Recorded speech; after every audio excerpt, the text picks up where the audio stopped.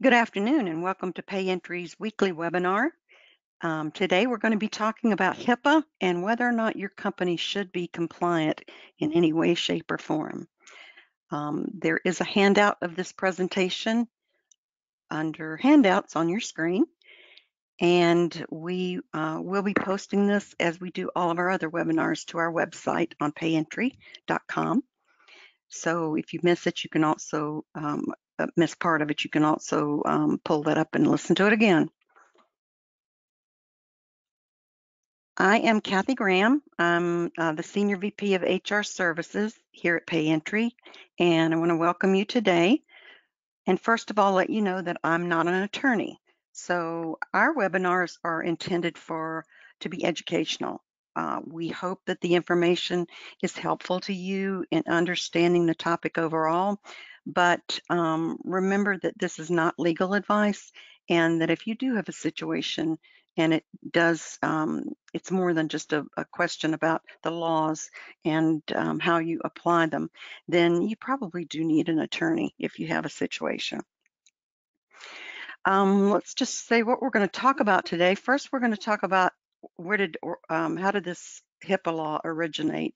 And then we're going to discuss the privacy rules, which go into what a covered entity is, and that is who needs to comply with this rule, and who is a business associate, and they also have to comply with this rule. So you'll find out if you're one or the other, and then you'll know what to do about it. Then we're going to talk about the security rules, the penalties, and the HITECH Act, which is the last piece of HIPAA that came out later on. Well, let's see where it came from. HIPAA stands for Health Insurance, Portability, and Accountability Act. It has two A's on the end of it, not a P and an A. It gets misspelled quite a bit, and it gets misspelled into HIPPA, which looks more like hippo than it does HIPAA, but it stands for the Health Insurance Portability and Accountability Act of '96. There were original proposals out there that came about because self-insuring employers and industries like the insurance industry were denying coverage to employees with pre-existing conditions. This was a big deal. If you had a private policy through an insurance company before HIPAA and you got cancer, they could cancel your policy. So once you got sick, they would cancel you. And that's not fair, but it wasn't illegal. So there was a lot of noise about that. And then in the early 90s, it was decided that data protection laws needed a real big upgrade. So in that process, they passed a bill under the Senate Health Insurance Reform Bill in 1995 that included HIPAA. So it's been around since the mid-90s. Its original purpose was to improve the portability of coverage and the accountability of health insurance coverage. Portability, we'll talk about just a little later. That was your ability to take the coverage with you when you left instead of having COBRA. The law has three segments to it. It's like a three-legged stool. First was portability, and that was rolled out first, then privacy, and then security. The portability segment, although it was very helpful at the time, is no longer necessary because of the Affordable Care Act. Remember, I said that those individuals who got sick could be canceled from coverage. Employers potentially could charge them more or somehow move them into a different category of coverage. So there was a lot of discrimination against those people who got sick, or if you wanted to leave one company, for example, and go to the next, if you had disability that like diabetes.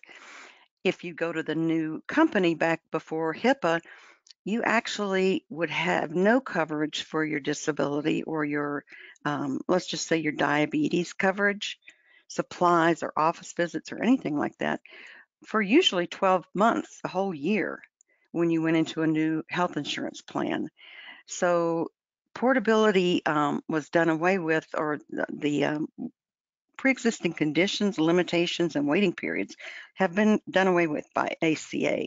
They don't exist anymore. And that's one of the good things that came out of ACA.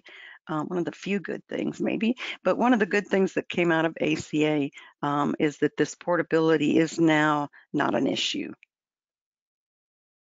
There are no pre-existing conditions, limitations. The privacy portion of HIPAA materialized in 1999. So we first had the portability that was rolled out. Then we looked at rolling out the privacy rules. It was finally published in December of 2000, and it really set the standards for the protection of what we call individually identifiable health information. And that's anything that would allow you to identify the person connected to that data. It could be anything. It's called protected health information, and it could be anything on this list: names, birth dates, gender, um, even addresses other than email addresses. Anything that if you saw it on paper, you would know that that person um, was attached to that data. A lot of bigger companies, self-insured companies, get a lot of data from their insurance company about who's using the coverage. Normally, they would get that information in a form that would include all of this so they could see who was using the coverage, who was sick, what medications people were on. It was a lot of information um, in the hands of people who, at some companies, may have used it against employees in making hiring or not hiring decisions, but promotion decisions and whether or not to keep someone.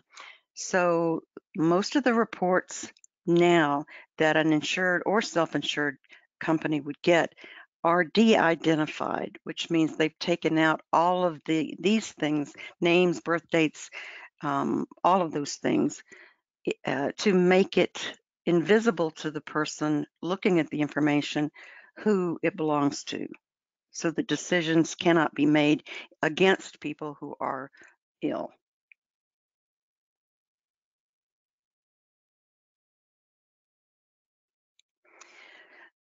But not to confuse you, there is some information at work that's medical information that's not PHI. First of all, workers' compensation claim information. Although there's a lot of medical information in that data, and it is not protected under the HIPAA laws. It's protected under just basic privacy laws and the ADA laws for disabilities. Also, disability claim information. If someone files a disability claim, you're going to get a lot of information that probably will go, part of it will go through you on what the disability is, how long it will last, and all of that. Well, that is not protected by HIPAA. It is protected under ADA. Sick leave and leaves of absence, like FMLA information. The FMLA forms have a lot of information that is medical on it. Although you would think that it would be covered by HIPAA, it is not, because it's governed under general confidentiality rules. And the government looks at these things as though these are just part of doing business, part of the work environment, like drug test results and in-service fitness for duty test results. So if you do like hearing tests, or you have people who go periodically for some sort of a breathing test because of the environment that they work in, none of those things, including drug test results, are covered by HIPAA, but they're very private, and they should be protected just as though they were covered by HIPAA. And as I noted, they may be protected under other laws. A lot of states have confidentiality laws that exist, and you will find that ADA covers all of this. And there may be some other confidentiality laws in your area that would apply. So under the privacy rule, the main goal is to protect the privacy of an individual's medical information. So one of the things that came about as of HIPAA, it created new rights for individuals regarding medical information. and it established compliance requirements for covered entities. And we're going to talk about who is a covered entity in just a minute. But it taught those people who are covered entities, and those are the entities that are covered by the HIPAA law, or the HIPAA law applies to them. That's a covered entity. Let's talk about the new rights for individuals. This has to do with you as an individual, basically a person, but you now have a right to receive a copy of the healthcare provider's notice of privacy policies. And I know we're all sick of getting those little notices shoved in our face when we go to the doctor, or to having to sign something that we've seen it.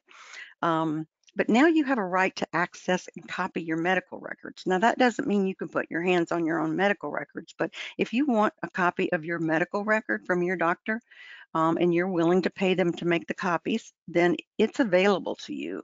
In the past, it was not. Before HIPAA, it was not available to you, even though it was your information. You have a right also to ask how your physician or the hospital is disclosing medical information, and to correct any inaccurate information, um, a right to request restraints on how they use your information, and to complain to the Department of Health and Human Services if your rights are violated or if your information is not protected. I don't know how old everyone is on this call, but if you've ever watched Seinfeld, um, the Elaine I'm going to give you an example of this. Elaine had gone to the doctor because she had some sort of a rash.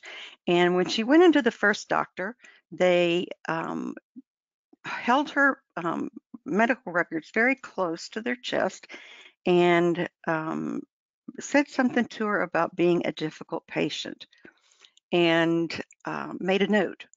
Well, she wanted to see it, and they wouldn't let her.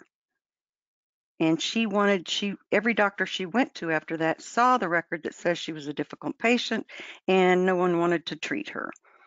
So she couldn't do anything about it. She couldn't put a note in the file. She couldn't say, I'm not a difficult person. Please add that to my records. But now you could. So Elaine could go back and she could get a copy of what they were looking at, and she could request correction of what she thought was inaccurate information. And if they didn't do it, she could file a complaint with the Department of Health and Human Services. Well, that's been a long time ago, but I always remember that in relationship to HIPAA, because now she could get the information that she wanted from them and it wouldn't be a secret. So let's talk about what a covered entity is. A covered entity is one of these entities, a healthcare provider. That could be a physician, it could be a therapist, it could be a hospital, any of those that are deemed to be healthcare providers, including dentists and vision care workers. It also can be a group health plan if it has more than 50 employees in it. And why is this important? This one is important because it impacts employers. See, HIPAA wasn't written to address employer issues. It was written from a medical perspective and an insurance company perspective. And so obviously there's lots of this medical information there. But if you have a group health plan, and let's just say you have more than 50 employees and it's self-insured, you get data, or could get data, that you could use to take action against someone from an employment standpoint. Also, if you have, for example, a flexible spending account in-house and you administer the claims in-house, you become a covered entity because you can see that information. So there's a lot of exposure when you process HRA claims, HSA, not HSA, but FSA claims inside your own HR department or inside your company, that can really end up getting you in a lot of trouble if audited. Then there's the insurance companies. Obviously, they have all of this information on you, and business associates. I'm going to talk about what a business associate is in a minute, but so far, do you think your company is a covered entity? Is it one of these plans? Well, normally, If you're a healthcare provider, you know already that it is. But most of the time you find out you are covered because your company sponsors a group health plan. So we'll talk about that a little bit more in a minute, what your obligations are. So a business associate is someone that assists the healthcare provider or any other covered entity who receives PHI, protected health information, in the process of doing so. That could be a broker or consultant that works with that helps you find your insurance every year. You're going to give them information that is protected health information, a census on name, address, all of that stuff. That becomes PHI. It could be a third-party administrator. If you have an FSA and it's administered externally, then you would have that person would be a business associate. It could even be your shred company. If you have PHI inside your company, like FSA information or health plan information, then whoever shreds your paper would come into contact with that information, and they are considered a business associate along with your IT consultant or your IT department internally. If they can access things that are stored electronically in your system or on a certain database, then they are covered entities. I'm sorry, business associates. And business associates have the same rules and responsibilities as a hospital, a covered entity. So this came about later on in the legislation, but it did pull them in and say if they've got it, they need to treat it the same way that a hospital would treat it, with the same level of care and confidentiality.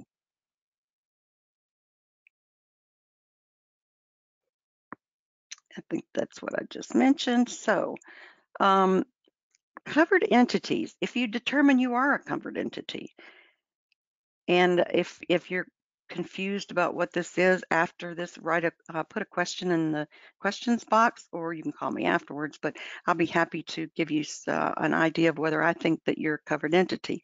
But if you are a covered entity or a business associate, which is the same thing, you have to jump through a lot of hoops. You have to designate a privacy official. You have to establish safeguards to protect information and establish a formal complaint process. You have to train your employees every year. And if someone violates the rules, you have to impose sanctions, whether that's an employee or a vendor that you work with. And then you have to act very quickly to minimize any damage that comes from exposure, unlawful use or disclosure. And there are breach rules now, breach of uh, information rules that have to be followed. All of this has to be documented, basically, in a book that you'd pull off the shelf if somebody came in to audit you about HIPAA.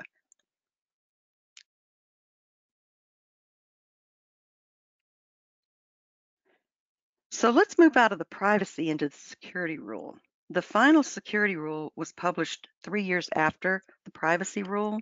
Remember, there were 3 segments to this law, and they rolled out separately. This one created national standards on how to handle electronic information when you created it, received it, used it, or stored it. Um, there were rules for that.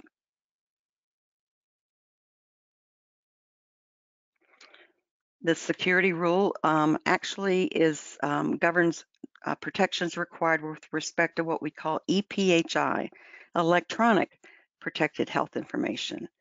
And it has rules for creation, storage, use, and disclosure.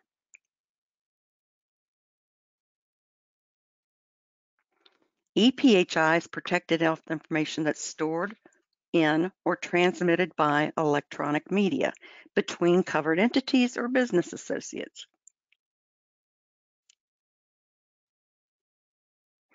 Common forms of EPHI include written communications that are about the approval, denial, or appeal of claims for benefits.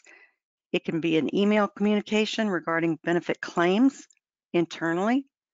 Let's just say, for example, you're helping an employee with their claim. Somebody walks into your office, says they didn't pay my claim right, and you get on the phone with them and you help them with that. You have just opened yourself up to having to be HIPAA compliant because of the information that you know now, and also the any emails that you send to the insurance company regarding their claim. All of that becomes protected health information, and you have become a covered entity and have to comply with all of the rules. It also includes databases that are created electronically. It can be your third-party administrator database that you log into, or it could be something that you keep internally, like a spreadsheet or a report. If it's in electronic format, it's called EPHI, and it is also protected. There's a different set of rules on how you have to handle these, such as using encryption and security, more security. So covered entities under this rule are required to ensure that the information being gathered and stored is confidential, that it maintains its integrity, and that it's available on a secure basis. You have to protect it against reasonably anticipated threats or hazards, like hacking or someone stealing a laptop. I've known of a number of, I've done a lot of HIPAA work, and I've known of a number of companies that have had employees who had their laptops stolen, and all of their spreadsheets that contained this protected health information were on that spreadsheet. So you have to anticipate those threats. You have to protect against anticipated improper use or disclosure, and make sure that your employees comply with the security rule. That means reviewing your policies and procedures internally to make sure that EPHI is protected.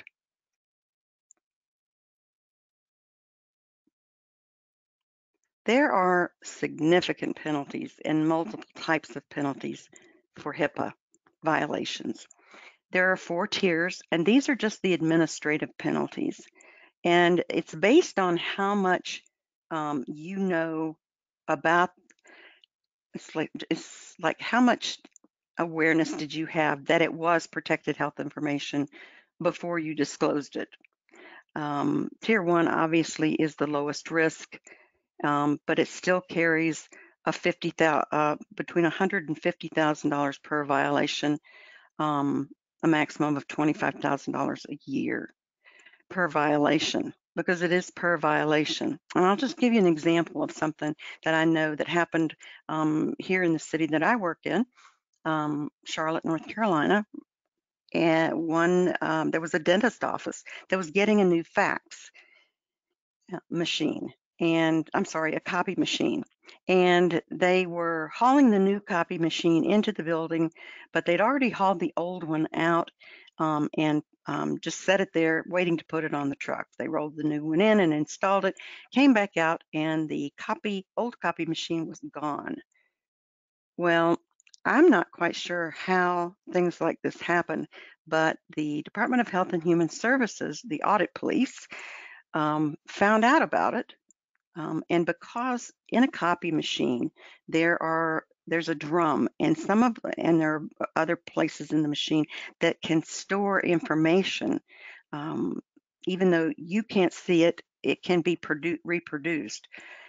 Well, the office manager for that dental office was fined $25,000 personally for not having wiped that copier clean before they rolled it out there. And so they had potentially exposed protected health information by losing the machine or having the machine stolen, and there was a fine issued. And that's not uncommon for them to issue the fine to the individual that's responsible or that holds the responsibility for that.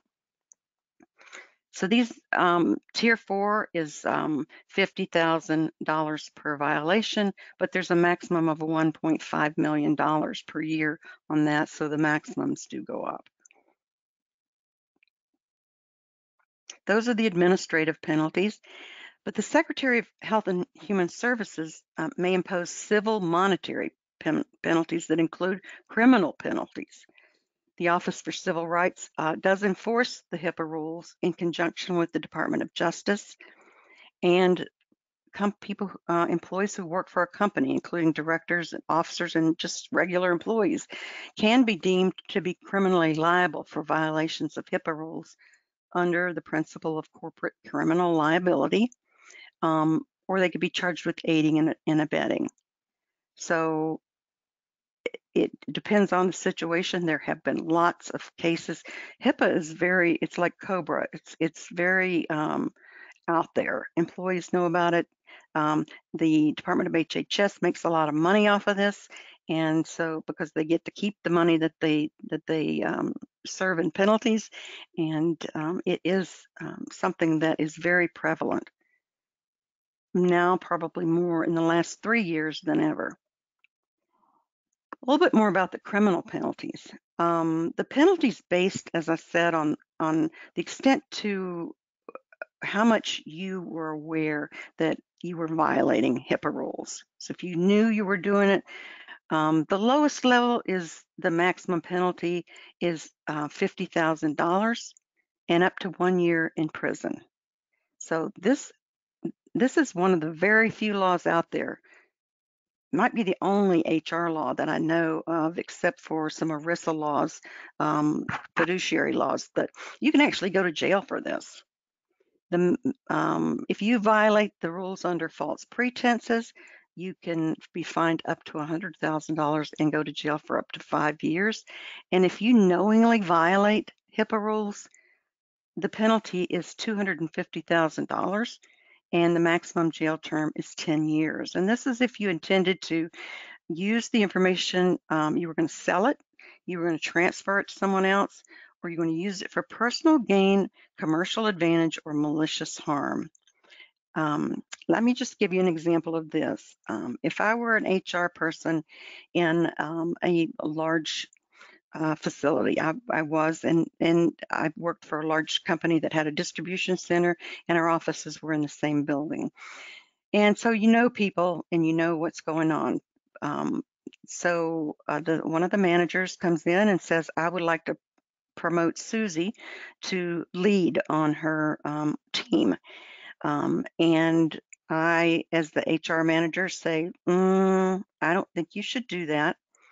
And you want to know, the supervisor's going to want to know why. Well, at this large company, I happen to have information from the health plan, and it's not de-identified. I can tell who's doing what and who's sick and who's using what drug. And I tell the supervisor, I don't think she's going to be dependable for you because I think she's on a drug that will make her absences go up and make her not reliable. And so the supervisor goes back out into the distribution center, and you know the supervisors, they're going to throw you under the bus because they don't want to tell you no. They go back out and they say that Kathy said you cannot be promoted because you're on some drugs that would make you unreliable.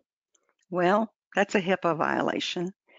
And I really did this because I don't like Susie. She dated my boyfriend at one point in time, and so I don't like her. So I did that maliciously. And because I did it maliciously to create a negative situation for her, I could go to jail for up to 10 years and be fined up to $250,000. I, as the HR manager. But let's just say that I didn't have any information. Well, basically because they could prove that I had access to information about her drugs. But let's just say I didn't have any information on her medical situation, and the supervisor comes in and I tell him I don't think her attendance is good, and I don't think you want to reward that kind of behavior. So, until her level of commitment changes in her attendance, I think you should just not promote her right now. And that's based on fact and her attendance record. The supervisor goes back out and says, Kathy says you can't be promoted. And that's all he says. Well, Susie thinks that I have information about her drug use and her physical condition. So she's going to file a HIPAA claim against me, but since I don't have any access to information, I don't have anything to worry about. I'm not even going to have to defend myself in court because it will be settled before that gets there. So it's important not to have this information, not to have access to that medical information as an employer because you do not want to deal with it. Even when you help someone with a claim, you learn about their medical situation and you really don't want to do that. The HITECH Act came out in February of 2010, and it just basically put some more nails in this or teeth in this HIPAA law. It included significant changes to both the privacy and the security rules. It added a breach notification, and this applies to breaches after September of 2009.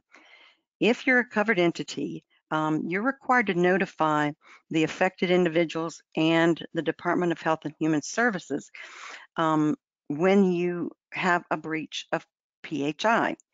If the breach is for less than 500 individuals, you have to do it within 60 days. But if it's 500 and more individuals, it has to be immediate, and you have to notify the media, which means that you either have to call the television station, the newspaper, or a radio station and tell them what has happened.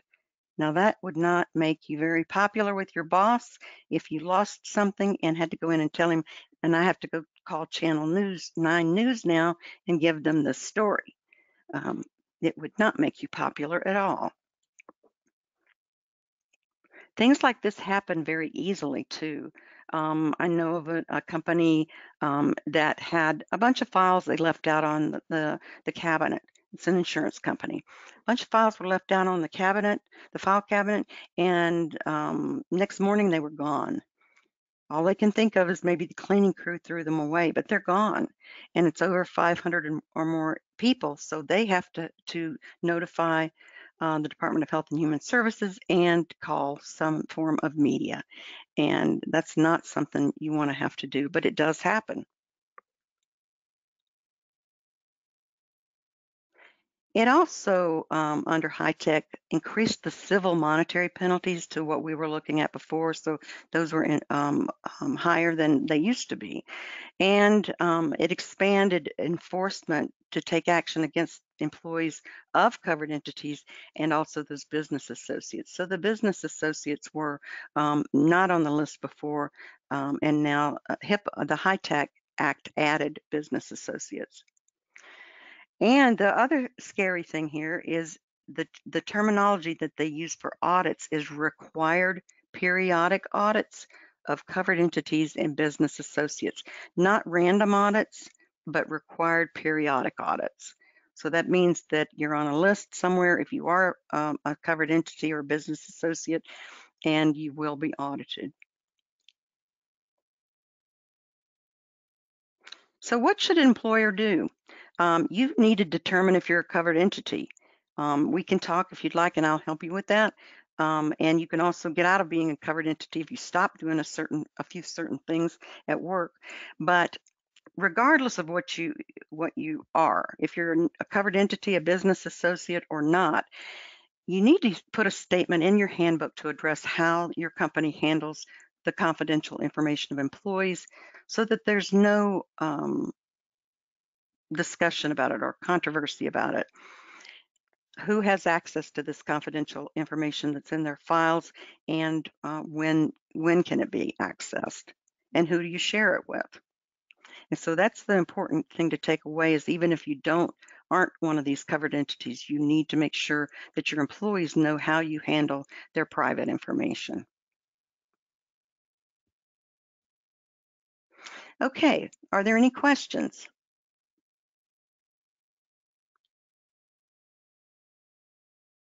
And it doesn't look like we have any today. I have dumbfounded everyone.